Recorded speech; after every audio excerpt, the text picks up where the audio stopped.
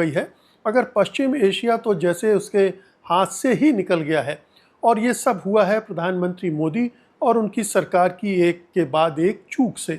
पहली चूक तो प्रधानमंत्री मोदी ने इजराइल से हाथ मिलाकर की थी। ऐसा करके उन्होंने भारत का बहुत बड़ा नुकसान कर डाला है। उनके इस एक कदम से पूरे पश्चिम एशिया में भारत की स्थिति कमज़ोर हो गई है और पाकिस्तान को अपने प्रभाव का विस्तार करने का मौका मिल गया है। मगर अब सऊदी अरब और तुर्की के साथ पाकिस्तान ने जो मक्का डिफेंस पैक्ट किया है, उससे तो पूरी भू राजनीति ही बदलती दिख रही है। इस पैक्ट से पाकिस्तान और मजबूत होकर उभरा है। यही नहीं, उसने अपने लिए ऐसी गोलबंदी भी कर ली है कि अब भारत उस पर हमला करने की सोच भी नहीं सकता। सवाल उठता है कि क्या मोदी सरकार की कूटनैतिक एवं रणनीतिक गलतियों की वजह से कश्मीर का मामला और नाजुक हो सकता है? क्या पाकिस्तान अब ज़्यादा चालाकी से कश्मीर कार्ड खेलने की स्थिति में नहीं आ गया है? क्या भारत ने ईरान को हमेशा के लिए खो दिया है? चाबहार बंदरगाह क्या हमारे हाथ से पूरी तरह निकल गया है? क्या पाकिस्तान को बाईपास करके ईरान के ज़रिए मध्य एशिया में जाने की योजना हमेशा के लिए खटाई में पड़ गई है? क्या इजराइल को हथियारों की सप्लाई करके मोदी सरकार ने इस्लामी दुनिया में भी भारत की विश्वसनीयता को ख़त्म कर दिया है? फिर अमेरिका पर भरोसा किया नहीं जा सकता और रूस का भरोसा हमने अगर पूरी तरह से नहीं खोया है तो कम तो कर ही लिया है। ये भी साफ है कि चीन पाकिस्तान के साथ खड़ा है। कूटनीति और भू राजनीति में ये नुकसान भारत को किस तरह से भारी पड़ सकता है? क्या मोदी सरकार के पास कोई रास्ता बचा है जिससे हालात को संभाला जा सकता है, या उसने कभी ठीक न होने वाला डैमेज कर डाला है? मेरा पहला सवाल आपसे ये है कि वेस्ट एशिया में एक बड़ा एग्रीमेंट हुआ है, डिफेंस पैक्ट हुआ है, जिसे मक्का डिफेंस पैक्ट कह रहे हैं, जिसमें पाकिस्तान, तुर्की, सऊदी अरब शामिल हैं और इसके एक्सपेंड होने की भी काफ़ी संभावनाएं जताई जा रही। ये इसको अगर हम भारत के नज़रिए से देखना चाहें, बहुत सारे लोग मानते हैं कि एक बड़ा झटका है कि आप मिडिल ईस्ट में, वेस्ट एशिया में आपकी एक हैसियत होती थी। पहले ना आपने इजराइल से हाथ मिलाया, उससे आपको नुकसान हुआ, और अब एक दूसरे तरह का वहाँ सिक्योरिटी आर्किटेक्चर खड़ा हो रहा है, उसमें आप कहीं नहीं। देखिए, ऐसा है कि ये जो वेस्ट एशिया है ये हमारे लिए बहुत ज़रूरी है।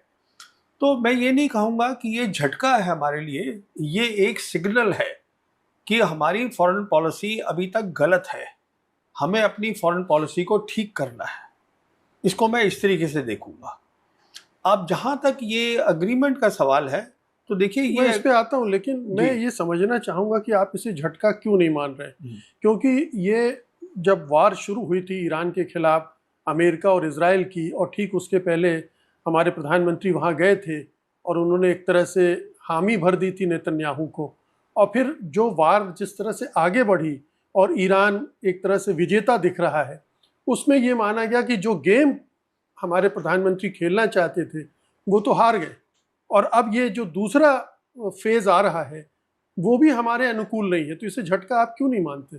देखिए, ऐसा है जिसमें आपसे कह रहा था कि हमारी फॉरेन पॉलिसी मोदी सरकार की गलत है।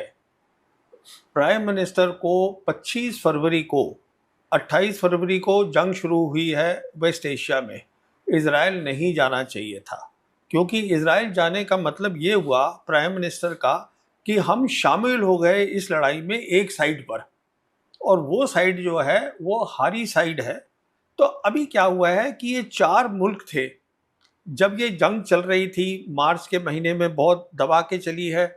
ये 4 मुल्क हैं, पाकिस्तान, टर्की, सऊदी अरेबिया और इजिप्ट। ये इनफॉर्मली आपस में ये क्राइसिस मैनेजमेंट कर रहे थे। उसमें क्राइसिस मैनेजमेंट में क्या था कि जैसे रीजनल कंट्रीज को बताना कि भाई देखिए आप जो है लड़ाई को बढ़ाइए मत, ये सब बातें कर रहे थे। अब वो चीज़ फॉर्मल हो गई है। शिया सुन्नी का कोई मतलब नहीं है, मुस्लिम कंट्रीज हैं, ये आपस में बैठ के अपनी सिक्योरिटी तय करेंगी। उसमें पाकिस्तान एक बहुत बड़ा रोल प्ले कर रहा है, उसकी ऑलरेडी डिफेंस कोऑपरेशन हो रखा है सऊदी के साथ, कुवैत ने रेटिफाई कर दिया है, और भी मुल्क करेंगे। इसका मतलब ये है कि अगर कोई बाहर की कंट्री है या वेस्ट एशिया में इशारा है इजराइल की तरफ, अगर इजराइल जो अभी कह रहा है मैं लड़ाई बंद नहीं करूंगा, और उसकी ड्रीम आप जानते हैं ग्रेटर इजराइल बनाने की है। उसके रिश्ते टर्की के साथ अच्छे नहीं हैं। अब वो दोनों आपस में कुछ करते भी रहते हैं, पर ओवरऑल जो है जी। वो कह रहे हैं कि हमें खतरा है। अब ये इशारा साफ है कि अगर आप कुछ भी करेंगे एक 3 कंट्री में से, इजराइल कुछ भी करेगा तो तीनों कंट्रीज उसके साथ खड़ी होंगी। अब मैं इसको भारत से भी जोड़ना चाहूँगा जी। कि अब अगर पाकिस्तान को भारत कुछ करता है किसी वजह से, तो वो 2 कंट्री भी पाकिस्तान के साथ खड़ी होंगी। इस एग्रीमेंट के तहत किसी भी देश पर हमला होगा मतलब तीनों देशों पर हमला माना जाएगा। जी पहले नहीं, ये सऊदी ना अरब के साथ था। ना ना ना ना, इसको जी। इस तरीके से मत लीजिए। इसका मतलब ये होगा कि अगर हिंदुस्तान और पाकिस्तान की जंग होती है, तो अगर पाकिस्तान को जरूरत है इन 2 कंट्रीज की, किस तरीके की मदद चाहिए, ड्रोन्स चाहिए मान लीजिए टर्की से, या कुछ और सामान चाहिए, कुछ सऊदी से चाहिए, तो वो उसको प्रोवाइड करेंगे। जंग जो है अगर वो कहेंगे कि आके हमारे साथ जंग लड़ो तो दूसरी बात है। लेकिन एग्रीमेंट में ये प्रोविजन तो है। हाँ, मैं मान गया आपकी बात, पर क्या होगा कि जहां तक पाकिस्तान का ताल्लुक है, पाकिस्तान जो है वो लड़ाई करेगा हिंदुस्तान के साथ चीन की मदद से, जो हमने सिंदूर में देखा था। उसी तरीके से अगर टर्की और इजराइल की जंग होती है, ये टर्की डिसाइड करेगा अगर उसको पाकिस्तान चाहिए, किस तरीके से चाहिए। तो ये लिखना कि attack on one is attack on all three, इसका मतलब ये नहीं है कि उनकी फौज वहां पे जाके खड़ी हो जाएगी। इसका मतलब ये है अगर जरूरत होगी फौज की, क्योंकि टर्की की जो मिलिट्री है बहुत स्ट्रांग है, पर उनको कई और चीजें चाहिए हो सकती हैं, मान लीजिए पाकिस्तान से, कुछ सऊदी से, तो ये तीनों मुल्क जो हैं एक साथ खड़े होंगे और इसमें और मुल्क भी जुड़ेंगे। तो और भी आएंगे, कुवैत भी इसमें आएगा, कतर भी आएगा। अच्छा, एक बात इंपॉर्टेंट क्या है, ये एग्रीमेंट तो है ही है, पर जो बाइलैटरल एग्रीमेंट भी है वो भी है। अभी जब ईरान पर हमला किया और ईरान ने भी सऊदी अरब में जो अमेरिकी अड्डे थे उन पर हमला किया, तो पाकिस्तान ने 15,000 सैनिक भेजे वहाँ और अपने एयरक्राफ्ट्स भी भेजे। तो चूंकि सऊदी अरब पर हमला हो रहा था इसलिए पाकिस्तान भी उसकी मदद के लिए तैयार हो गया। ऐसी सूरत जब बनेगी तो ऑफ कोर्स वो जुड़ेंगे, मदद भी करेंगे। ऑपरेशन सिंदूर के समय भी टर्की मदद कर रहा था। तो ये भारत के लिहाज से मैं सोच रहा हूँ कि पाकिस्तान ने अपने आप को और भी ज़्यादा मजबूत कर लिया है। टर्की हमेशा से कश्मीर मामले में पाकिस्तान का साथ देता रहा है। अब कश्मीर का मामला अगर फिर से पाकिस्तान उठाने की कोशिश करता है तो इसे और भी ज़्यादा सपोर्ट मिलेगा इस पैक्ट के होने के बाद। और इसका अगर एक्सपांसन होता है उस एरिया में, जैसा आप बता रहे हैं कि दूसरे देश भी अभी शामिल होंगे, अभी हम ये नहीं कह रहे हैं कि ये इस्लामी नाटो है, लेकिन कल को ये उस तरह का भी शेप ले सकता है। बातचीत तो बहुत अरसे से हो रही इसमें है। आपने 2 बातें उठाई हैं। पहली बात तो ये नाटो नहीं है। नाटो का जो कॉन्सेप्ट है वो कलेक्टिव डिफेंस का है, वो अलग है। ये सिक्योरिटी अग्रीमेंट है, डिफेंस एग्रीमेंट है, पहली बात। दूसरी बात ये है, देखिए पाकिस्तान की प्रोफाइल जो है इंटरनेशनल वो बढ़ रही है। धीरे धीरे हम देखेंगे 1-2 साल के अंदर, अभी उन्होंने ऑलरेडी एक डिफेंस कोऑपरेशन एग्रीमेंट कर लिया है सोमालिया के साथ, मतलब वो अफ्रीकन कॉन्टिनेंट में भी पहुंच गए हैं।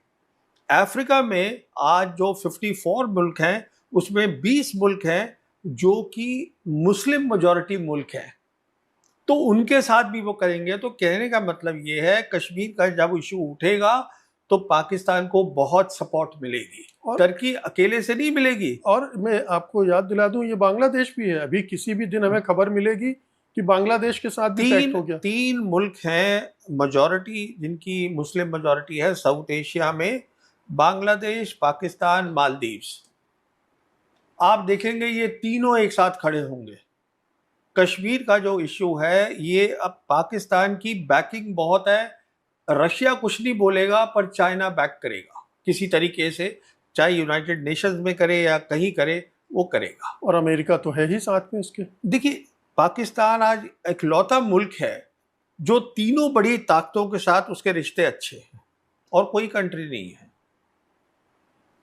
और पूरे वेस्ट एशिया में अपनी पकड़ बना रहा है।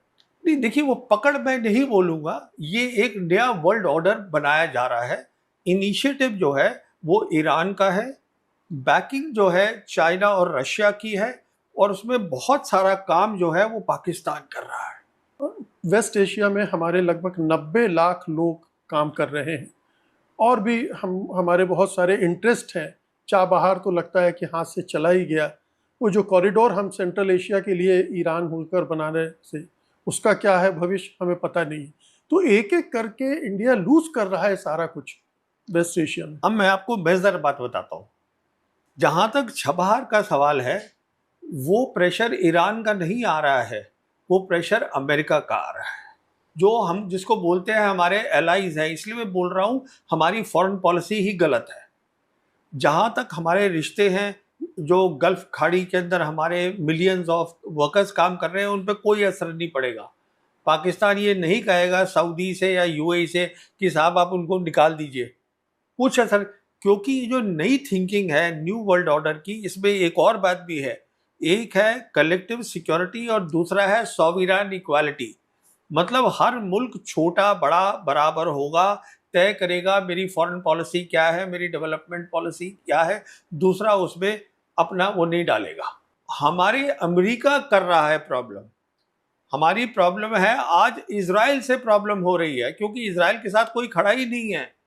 इजराइल के साथ जो जेडी वैंस हैं, वाइस प्रेसिडेंट अमेरिका के, उन्होंने खुलेआम कहा है कि इजराइल के साथ सिर्फ अमेरिका खड़ा है। तो फिर नेतन्याहू ने बोला नहीं, मेरे साथ इंडिया भी खड़ा है, जो सच बात है।